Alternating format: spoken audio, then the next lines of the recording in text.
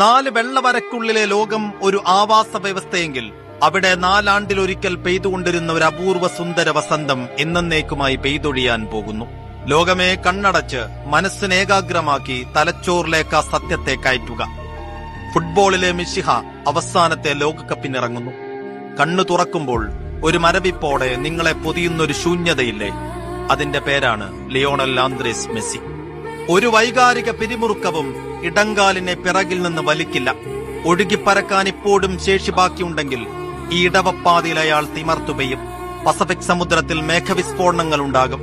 Latin American ചക്രവാത ചുഴിയിൽ Mexican തിരമാലകൾ അലിഞ്ഞില്ലാതാകും. July 19 ന്യൂജേഴ്സിയിലെ met life സ്റ്റേഡിയത്തിൽ മിശിഹ വീണ്ടും ദിവ്യത്വം പുലുകും. കായിക ലോകം വാഴ്ത്തപ്പെട്ടവനായി പ്രഖ്യാപിക്കും. ഫുട്ബോൾ എന്നേക്കുമായി അയാൾക്ക് മുന്നിൽ നിറകണ്ണുകളോടെ തലകുനിക്കും.